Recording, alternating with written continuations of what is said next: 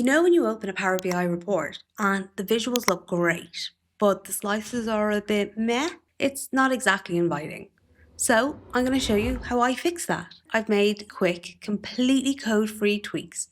I'm going to start with a really simple report page. This is a slightly amended version of the report I create in my video about using images. Later, you should check that out if you want to brighten up and simplify your report design. But for this report, we're going to start with adding a slicer for the region. Once I add that slicer for a region, you can see the problem straight away. It's just a really long list. So I can switch it out to be a drop down instead. It's in the format pane under slicer settings. There's a couple of different options here. Then I've resized it to neatly line up with that logo. Just that little bit of alignment really can make a difference and make the page feel more considered. The text is by default too small. I bumped it up both for the slicer values and the header to 14. This means that it's readable and consistent with the rest of the report. Then a small time saver that I'm always using is that I just copy that slicer instead of creating a new one from scratch. Then all I need to do is swap out the field to sales channel. The two slicers now have the same settings, same style, and that was a fraction of the work. Next, I want to show category, but instead of a drop down, I want to use buttons. So I've added the button slicer. By default, the buttons are going to come in as horizontal, which means we actually can't see them. But under the layout, I can make it vertical and again update the font size to 14. Another handy tip is if you format and update one, when you've got that one selected, you can actually use the format painter to then copy that style and click another button so that it copies the same formatting. Again, can really save you a lot of time.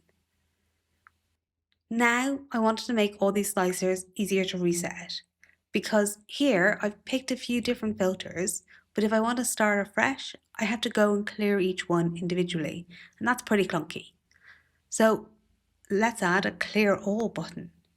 You'll find it under Insert, Buttons, Clear All. Once it's on the page, I held down Control in the desktop view and click it, and instantly everything resets. Now, what if I also wanted to give my users control over when the filters apply? What the default standard is as soon as I change a slicer, all of the data will refresh. But if this was a really big data set, that can take a little bit of time and is much better if you let your users choose all their selections and then choose to apply those slicers. So we can add a Apply All Slicers button.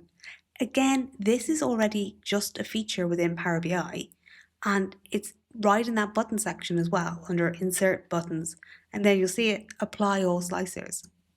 So you'll see when I now make different selections, I have to click Apply All Slicers for those slicers to be applied. I have a second page to my report, and what if I didn't want to have to go and rebuild each one of those slicers? Well, I can just copy them over. To select multiple, I hold down Control and click each slicer. Then all I need to do on the next page is paste them in. When I paste it, Power BI is going to ask me, do I want to sync my slicers?